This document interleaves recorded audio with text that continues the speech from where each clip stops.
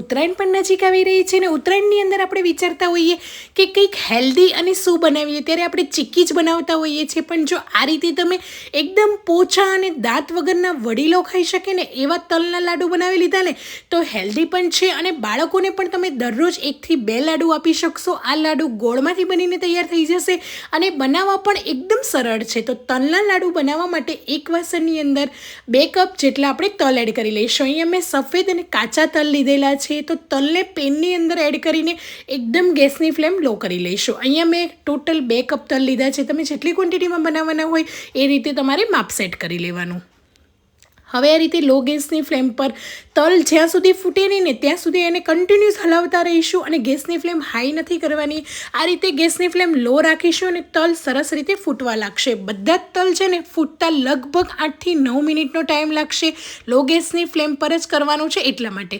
હવે તલ સરસ રીતે ફૂટી ગયા છે, ફૂલી પણ ગયા છે ને થોડો એવો કલર પણ ચેન્જ થઈ ગયો છે. તમે જોઈ શકો છો બધા જ તલ છે ને સરસ રીતે ફૂલી ગયા છે. તો આ રીતે તલને આપણે ફોડી લેવાના છે. આને તમે ફોડેલા તલના લાડુ પણ કહી શકો કે નોર્મલ તલના લાડુ પણ કહી શકો. તો આ રીતે તલ ફૂટી જાય ને એટલે આપણે આ રીતે પ્રેસ કરી જોવાના. તમે આ રીતે હાથની આંગળીની મદદથી પ્રેસ કરશો ને એટલે આ રીતે પાવડર થઈ જશે તલનો.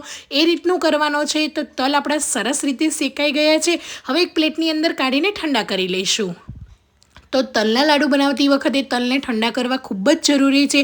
જો ગરમ ગરમમાં તમે લાડુ બનાવી લીધા ને તો એકદમ તલમાંથી તેલ નીકળી જશે અને લાડુ સરખા નહીં બને. તો એકદમ સરસ રીતે પ્લેટમાં ઠંડા કરી લઈશું અને મોટી 2 ચમચી જેટલા તલ આપણે કાઢી લઈશું, જેથી આગળ લાડુમાં ગાર્નિશિંગ માટે ઉપયોગમાં લઈશું. અને હવે ઠંડા થયેલા તલને મિક્સર જારની અંદર એડ કરી લઈશું અને પલ્સના મોડ પર ફક્ત 1 થી 2 વખત જ ચલાવીશું. તમારે એ વાતનું ખાસ ધ્યાન રાખવાનું છે કે તલમાંથી તેલ ના નીકળવું જોઈએ, એટલા માટે આપણે પલ્સના મોડ પર ફેરવીશું ને તો જરાય તેલ નહીં નીકળે. અને તમે જોઈ શકો છો એકદમ દાણેદાર પાવડર થયો છે. ક્યાંક ક્યાંક કોઈક તલ આખા પણ છે અને ક્યાંક ક્યાંક એને ફાડા પણ દેખાય છે. એટલે આ રીતનો આપણે પાવડર તૈયાર કરવાનો છે.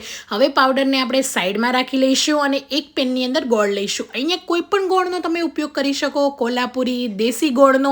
પહેલાં આપણે 1 ચમચી જેટલું ઘી એડ કરીશું અને આપણે જે કપ કે બાઉલથી જે તલ સેટ કરેલા ને તલનું માપ લીધેલું ને એમાંથી અડધો આપણે ગોળ લેવાનો છે. અહીંયા મેં 2 બાઉલ ભરીને તલ લીધા હતા, તો 1 બાઉલ ભરીને આપણે ઝીણો સમારેલો ગોળ એડ કરી દઈશું અને સરસ રીતે મિક્સ કરતા જઈશું અને મીડિયમ ગેસની ફ્લેમ પર ગોળને મેલ્ટ કરવાનો છે. હવે આપણે તલના લાડુ બનાવીએ છીએ એટલે તલનો પાક નથી લેવાનો, બસ ખાલી ગોળ મેલ્ટ થઈ જાય, બબલ્સ થઈ જાય અને ગોળ ફૂલવા લાગે ને ત્યાં સુધી જ આપણે એને ગરમ કરવાનો છે. તો આ રીતે મીડિયમ ગેસની ફ્લેમ પર ગોળ સરસ રીતે મેલ્ટ થઈ ગયો છે. હવે ફૂલીને આ રીતે ઉપર આવવા લાગશે, બસ આટલો જ આપણે એને ગરમ કરવાનો છે. વધારે પાક લઈ લઈશું ને તો લાડુ છે એકદમ હાર્ડ થઈ જશે, સોફ્ટ નહીં રહે અને આ લાડુ લાંબો સમય સુધી પણ સોફ્ટ રહેશે.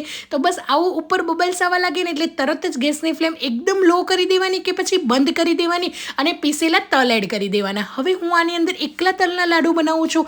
તમે સિંગ તલના પણ મિક્સ કરીને લાડુ બનાવી શકો અને આની અંદર થોડા એવા શિંગદાણાને શેકીને થોડો એનો પણ પાવડર જોડે કરીને તમે એડ કરી શકો. એનો પણ ફ્લેવર સરસ આવશે. અને ઉત્તરાયણ પર તો આ રીતે એકલા તલના લાડુ ખાવાની પણ મજા જ કંઈક અલગ છે. જરૂરથી જો ક્યારેય ના બનાવ્યા હોય ને તો આ પરફેક્ટ માપ સાથે બનાવજો, પહેલી વારમાં પણ સરસ બનશે.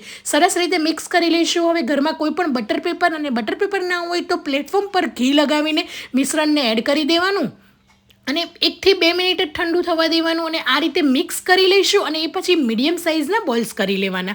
તો આ રીતે તમે લાડુ કરી શકો. હવે એનો રોલ કરીને તલનો રોલ પણ બનાવી શકો. તમે પ્લેટની અંદર બરફીની જેમ એને સરસ પાથરીને નાના નાના મીડિયમ સાઇઝના પીસીસ પણ કરી શકો, જે રીતે તમને ફાવે એ રીતે. પણ ઉત્તરાયણ ઉપર આ રીતે તલના લાડુનું મહત્ત્વ વધારે હોય છે, તો આપણે આ રીતે લાડુ બનાવી લઈશું. તો મીડિયમ સાઇઝના બોલ્સ તૈયાર કરી લેવાના અને મિશ્રણ થોડું ગરમ ગરમ હોય ને ત્યારે જ આ રીતે બાઇન્ડ કરવાનું, જેથી તમને ઈઝી રહેશે અને લાડુ ઉપર આ રીતે તલ ઉપરથી સરસ રીતે ચીપકી પણ જશે. તો આપણે જે 2 ચમચી તલ જે હતા શેકેલા એને સાઈડમાં રાખેલા એને આ રીતે કોટિંગ કરી લઈશું અને લાડુનો શેપ આપી દઈશું. તો એકદમ સરસ એવા મસ્ત મજાના મેલ્ટેડ માઉ તલના લાડુ આ રીતે તૈયાર થઈ જશે. તો બધા જ તલના લાડુ હું અહીંયા બનાવી રહી છું. તો જરૂરથી તમે પણ આ ઉત્તરાયણે ક્યારેય ના બનાવ્યા હોય તો ટ્રાય કરજો. તમારા ઘરમાં જો વડીલો રહેતા હોય ને તો એમને બનાવીને આપજો. એટલા મસ્ત મજાના મેલ્ટેડ માઉટ અને અંદરથી પોચા મસ્ત બની તૈયાર થઈ જશે. બાળકોને પણ આપી શકો. તો તમે પણ જરૂરથી ટ્રાય કરજો અને કેવી લાગી તલના લાડુની રેસીપી એ કમેન્ટ કરવાનું ભૂલતા નહીં. જય શ્રી કૃષ્ણ. આવજો. મળીએ એક નવા વિડીયો સાથે.